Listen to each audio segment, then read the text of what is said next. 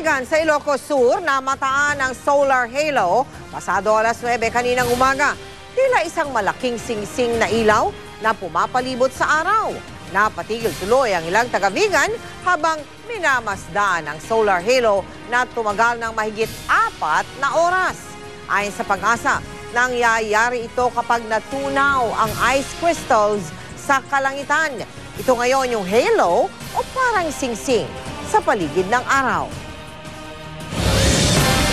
Patuloy ang pagsusulong sa Senado ng ilang pag-aamyenda para mas bigyang ngipin ang Anti-Money Laundering Council.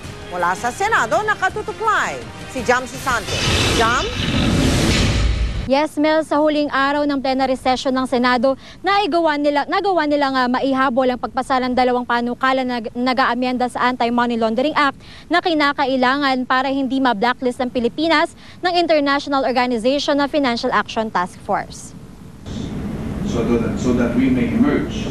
Niratify ng Senado ang reconciled bill ng Senado at Kamara ng panukalang nagbibigay ng kapangyarihan sa Anti-Money Laundering Council na magbusisi ng bank accounts nang hindi pinapaalam sa depositor. Pero dapat may pahintulot sa korte. Sa kasalukuyang batas kasi, kapag bumayag ang korte, ipinapaalam pa rin sa depositor. Kung yung depositor talagang may kasalanan, pag sinabihan mo siya, tatakbo na siya. Tatangayin niya na niya lahat yung deposit niya. Pinasa naman ng third reading ang isa pang panukala na nagbibigay kapangyarihan sa AMLAC na imbestigahan ng mga property o pondo na may kinalaman sa terorismo. Sa kasulukuyang AMLAC kasi, ang pwede lang imbestigahan ng AMLA sa ngayon ay mga kasong kidnapping for ransom, drug trafficking, graft at iba pa na maaaring may kinalaman sa money laundering o yung pagtatago ng mga perang nakuha sa iligal na paraan. Minamadali ngayon ang pagpasa ng mga panukalang nag-aamyenda sa AMLA para hindi malagay ang Pilipinas sa blacklist ng International Organization na Financial Action Task Force. Kapag na-blacklist daw kasi ang Pilipinas, mahihirapan ng mga overseas Filipino workers na magpadala at tumanggap ng pera sa pamamagitan ng mga bangko dahil bubusisiin ng mga bangko ang mga pinansyal na transaksyon na pumapasok at lumalabas sa Pilipinas. Mel, na-ratify na rin daw ng House of Representatives itong bill na ni-ratify dito sa Senado. Kaya ang hinihintay na lang ay pirma ng Pangulo para maisabatas itong panukalang ito. Mel? Maraming salamat sa iyo, Jam Susante. Nakaimpake na ang mga gamit ng napatalsik na si Chief Justice Renato Corona. Ngayong wala na siya sa Korte Suprema, mas marami na raw oras si Corona para sa kanyang pamilya. Nakatutok si John Consulta. Sa kondisyong walang video camera, humarap sa media sa unang pagkakataon ang napatalsik ni Chief Justice na si Renato Corona. Piniyagan naman kaming kumuha ng mga larawan gamit ang aming cellphone cameras. Relaxed at maaliwalas ang kanyang mukha. Pagpasok namin sa Office of the Chief Justice, bumungad sa amin ang mga kahon kung saan nakaimpake ang kanyang mga gamit. Nagpasalamat si Corona sa mga nanalangin sa kanya at sa kanyang pamilya. Patuloy pa rin daw ang kanyang pag-iingat sa kanyang kalusugan at pag-inom ng gamot. Matatandaang na-ospital si Corona matapos siyang atakihin ng hypoglycemia nang humarap siya sa impeachment trial. Nakatakda raw siyang bumalik sa ospital para sa follow-up check-up. Kwento ni Corona, may kahirapan daw ang magligpit ng kanyang gamit para raw naglilipat ng bahay. Sa susunod na linggo raw ito ililipat sa kanyang bahay. Sa gitna ng kwentuhan, lumabas si Mrs. Cristina Corona. Suot niya ang itim na t-shirt na may nakasulat na not guilty. Pero ayon sa kanya, tanggap na raw niya ang naging hatol ng impeachment court. Naroon din ang anak na si Carla. Masayang nakipagkwentuhan ng mag-asawa sa media. Ayon kay Corona, ngayong wala na siya sa Supreme Court, mas mabibigyan na raw niya ng oras ang kanyang pamilya. Humingi rin ng paumanhin si Corona sa media dahil sa pagtanggi niya sa mga panayam. Ayaw na rin niya magkomento hinggil sa susunod na Chief Justice. Ipinauubayan na raw niya ang lahat sa Diyos. Bago nagpaalam, nagbiro pa si Corona na ngayong wala na raw siyang trabaho. Ibebenta raw niya sa amin ng installment ang mga painting na nakadisplay sa Supreme Court. Nagpaalam din si Corona sa mga empleyado ng Supreme Court. Sa labas ng kanyang opisina, sumulot sa isang puting tarpaulin ang mga empleyado at nag-iwan ng kanilang mensahe para sa dating punong mahistrado.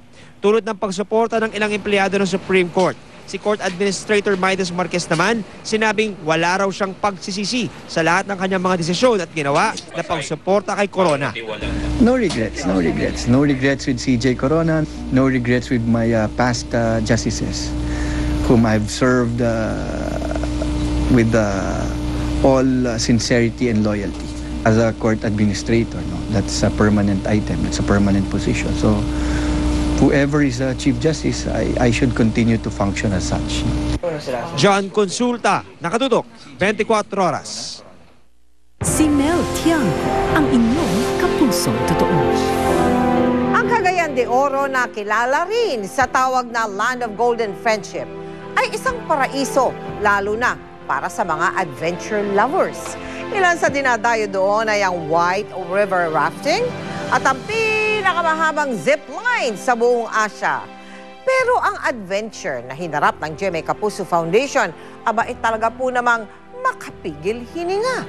Tunghayan po ninyo.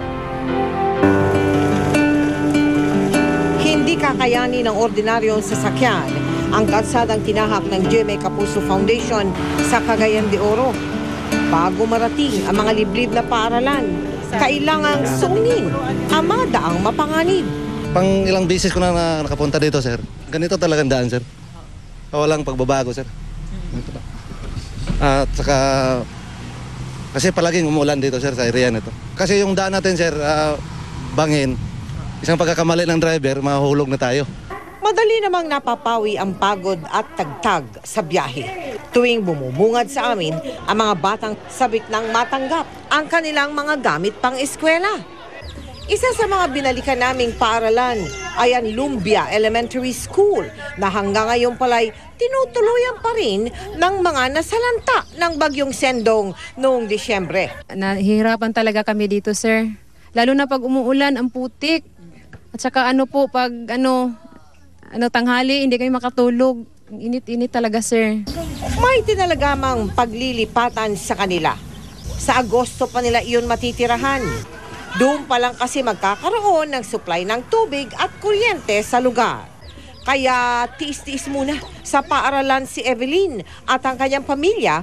Ang bunso niyang si Trixie, grade 1 na. Gusto ko maaral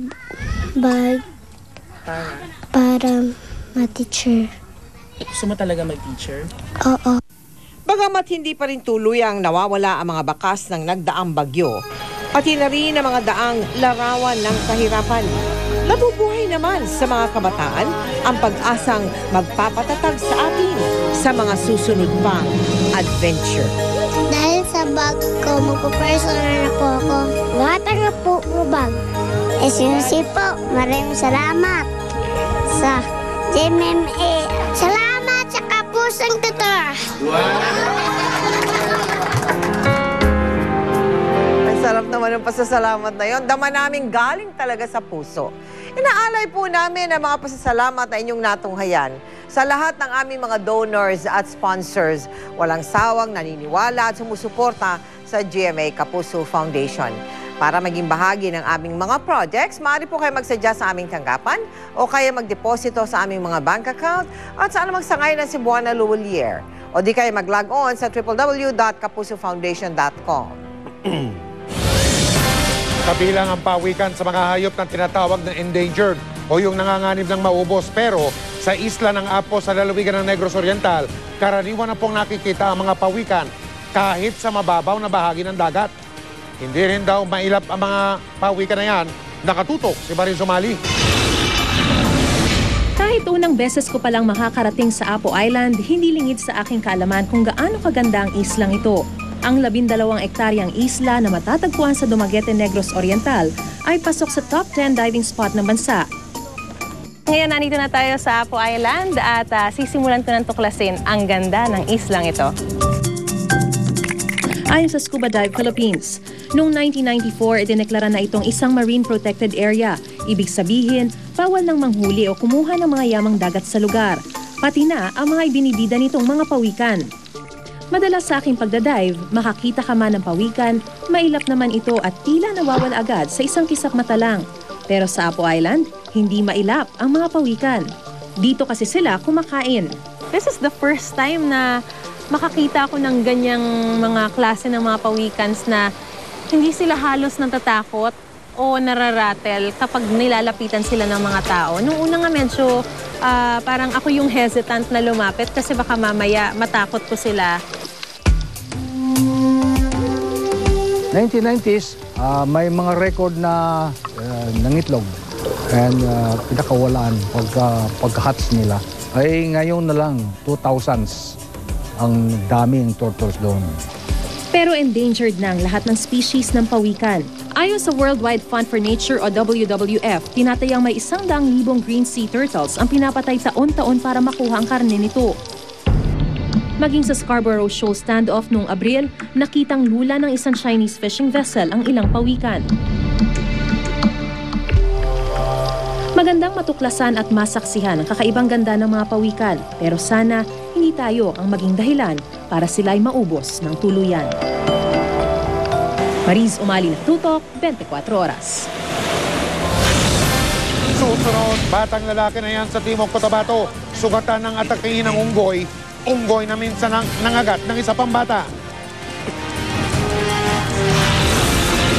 Chris Bernal na nagdiwang ng kanyang ika-23 karawan. Ano ang masasabi sa pagkakaugnay niya sa katambal na si Mark Heras? Malalaman natin sa pagpapatuloy ng 24 Oras.